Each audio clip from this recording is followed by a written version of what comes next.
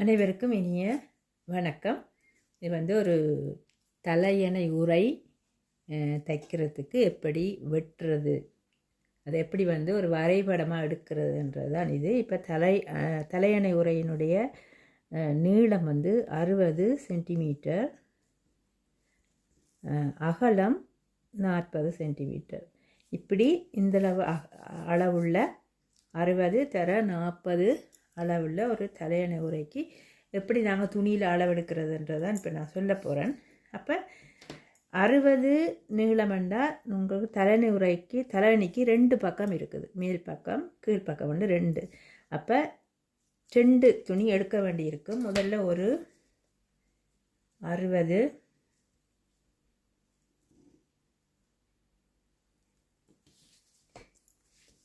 இங்கே அளவு 40 சென்டிமீட்டர். சரியா? 40, 60. இது ஒரு பக்கம். இதை போல் இன்னும் ஒரு பக்கம் எடுக்க வேண்டும். அந்த இன்னும் ஒரு பக்கம் இருக்குது பார்த்தீங்களா, அதையும் எடுக்கிறேன். 60, இந்த பக்கம் 40. கரெக்டாக அளந்து நாங்கள் 60, 40 எடுக்க வேணும். எடுத்துட்டு சரியா, இதை எடுத்துட்டு இதுக்கு பிறகு இதுக்கு ஒரு துணி கவ்வை கொடுத்து தைக்க வேணும். அதுக்கு ஒரு 15 சென்டிமீட்டர் எக்ஸ்ட்ராவாக தனியாக எடுத்தாலும் ஓகே, இல்லது இந்த இன்னும் ஒரு துணி பின்னால் இருக்கிற துணியோடு சேர்த்து எடுத்தாலும் சரி. அதுக்கு ஒரு 15 சென்டிமீட்டர் எக்ஸ்ட்ராவாக கூடுதலாக நீங்கள் எடுக்க வேண்டி இருக்கு. 15 சென்டிமீட்டரில் எடுக்க வேணும். சரி, 15 சென்டிமீட்டர் எக்ஸ்ட்ரா. இதை தனித்தனி துண்டாகவும் நாங்கள் ஜாயின் பண்ணலாம், இல்லது பின் துணி கொஞ்சம் நீளமாக இருந்தால் பின்னில் அப்படி எடுக்கலாம். இப்படி 2 எடுத்து பொருத்தி தைக்கலாம். இதுக்கு இப்படியே எடுத்துட்டு இப்படியே நீங்கள் தலையணை உரிய வச்சு போட்டிங்கன்னு சொன்னால் இறுக்கமாக இருக்கும். ஏன்னா தையல் இடைவெளி விட வேணும். அப்போ எல்லா பக்கமும் இந்த பக்கம் 1 சென்டிமீட்டர், 1 சென்டிமீட்டர், 1 சென்டிமீட்டர், 1 சென்டிமீட்டர் எல்லா பக்கமும் துணிக்கு விட வேணும். ரைட்? இதில் இப்போ இப்படின்னா உங்களுக்கு விளங்கும். 1 சென்டிமீட்டர் இங்கே தைக்கிறதுக்காக விட்டுருக்குறேன். அதே மாதிரி இங்கேயும் 1 சென்டிமீட்டர் தைக்கிறதுக்கு விட வேணும். இந்த பக்கமும் 1 சென்டிமீட்டர் தைக்க விட வேணும். இந்த பக்கம் 1 சென்டிமீட்டர் இல்லை 3 சென்டிமீட்டர் நீங்கள் இந்த இடத்துல 3 சென்டிமீட்டர் விட வேணும். 3 சென்டிமீட்டர் கூட விட வேணும். ஏன்னா இது மடித்து தைக்கிற பக்கம், அதனால் கொஞ்சம் பெருசாக 3 சென்டிமீட்டர் விட வேணும். இல்லை நீங்கள் 3 சென்டிமீட்டரே மடித்து தைக்க வேண்டியதாக இருக்கும். இது இந்த இடத்துல 3 சென்டிமீட்டர் அதிகமாக விட வேணும். இப்போ இப்படி தான் அந்த படம் தெரியும் உங்களுக்கு. இந்த துணி இப்போ இப்படி எடுத்துருக்க வேணும். அதே மாதிரி இதுக்கும் அதே போல் 1 சென்டிமீட்டர் தைக்கிறதுக்காக நாங்கள் விட வேணும். இந்த பக்கம் 1 சென்டிமீட்டர், இந்த பக்கம் 1 சென்டிமீட்டர், சரியா? இந்த பக்கமும் 1 சென்டிமீட்டர் கூடுதலாக விட்டுட்டு இந்த பக்கத்தில் இந்த பக்கம் 3 சென்டிமீட்டர் மடித்து தைக்கிற மாதிரி இருக்கும். அப்போ இந்த பக்கம் ஒரு 3 சென்டிமீட்டர் கூட விட வேணும். சரியா? ரைட்டா? இங்கே 3 சென்டிமீட்டர் மடித்து தைக்கிறதுக்கு, இங்கே 3 சென்டிமீட்டர் மடித்து தைக்கிறதுக்கு. சரியா? இதை துணியில் அப்ளை பண்ணி எடுக்க வேணும். துணியில் எடுத்துட்டிங்க. இப்போ துணியில் எடுக்கிறத இப்படி நான் பேப்பர்லேயே வெட்டி காட்டுறேன்.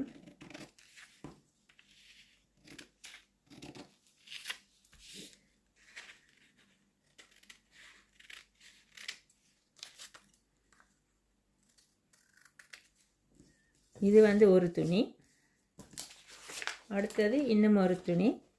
இது துணியினுடைய அளவை பொறுத்து நீங்கள் மூட்டை வேணும். 10 இல்லைன்னா மூட்டை வேணும். இப்போ 1 மீட்டர் துணி எடுத்திங்கன்னா ஒரு தலையணை உரை தைக்கிறதுக்கு அளவாக இருக்கும்.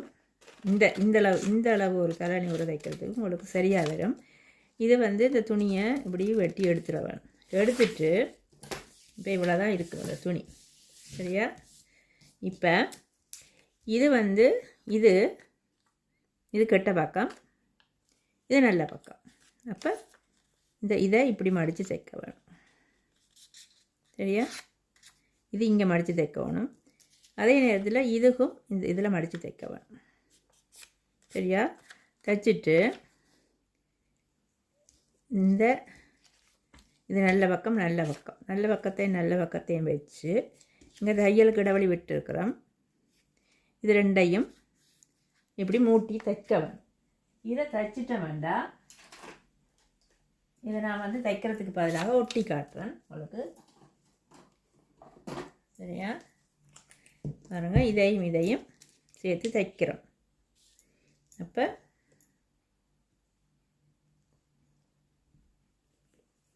ஒட்டி காட்டுறேன் பேப்பர்.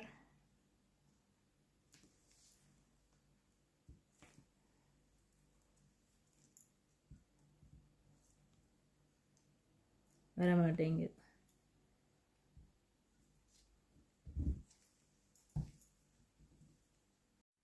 இதை பாருங்கள், இது வந்து சிலர் பேப்பால் நான் ஒட்டுறேன். இதையும் நாங்கள் தைக்கிறோமா. இதையும் தைச்சா உங்களுக்கு இப்படி தான் அது வரும். சரியா? தைச்சாச்சு. தைச்சோன்னே இப்படி ஒரு நீளமான உங்களுக்கு ஒரு துணி கிடைக்கிது. சரி, இந்த சைடும் இதுவும் மடித்து தைச்சாச்சு. மடித்து தைக்கக்குள்ளே இதை வந்து டபுளாக இப்படி ஒரு மடிப்பு மடிச்சுட்டு தான் தைக்க வேணும்.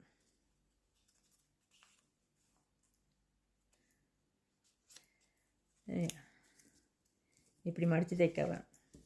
இந்த பக்கத்தையும் அதே மாதிரியே அப்படி மடித்து தைக்க வேணும். தைச்சிட்டு இது வந்து இப்போ நல்ல பக்கத்தை உள்ளே விட்டு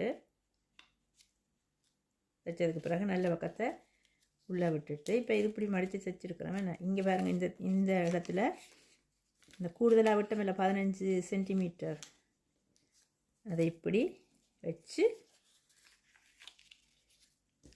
அதில் இதை கரெக்டாக வச்சுட்டு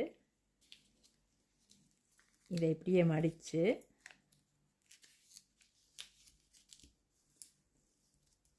இப்படி இதை வந்து புறவளம் இது இங்கே ஒரு தையல் இங்கே ஒரு தையல் போட்டுட்டு திருப்பினீங்கண்டா உங்களுக்கு கரெக்டாக வரும். இப்போ திருப்பினீங்கன்னு சொன்னால் எப்படி இருக்கும் உள்ளேண்டா இது இப்படி இருக்கும். இங்கே நான் சொன்ன மாதிரி தைச்சிட்டு இப்படி திருப்பினீங்கண்டா இப்படி இருக்கும். ரைட்? இப்படி தான் அந்த ஷேப் வந்து வரும். அதாவது இங்கே ஓப்பன் பகுதி இங்கே இருக்கும், இந்த மடித்த இது இருக்குல்ல அது உள்ளே தான் இருக்கும். இதை சில வேளைகளில் நாங்கள் வெளியே விட்டு தைக்கிற முறையும் இருக்குது. இப்படி என்றால் கொஞ்சம் நீட்டாக இருக்கும், ரெண்டு பக்கம் ஒரே மாதிரி இருக்கும் அல்லவா.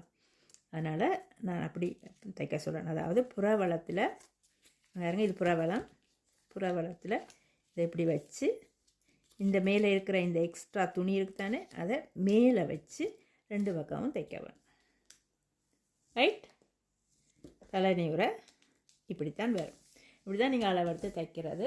இந்த முறையை தான் நான் வந்து வகுப்பில் முதல் பயிற்சியாக உங்களுக்கு சொல்லித்தருவேன். புரிஞ்சிருக்கும் என்று நினைக்கிறேன். பிடிச்சிருந்தால் லைக் பண்ணுங்கள். நன்றி, வணக்கம்.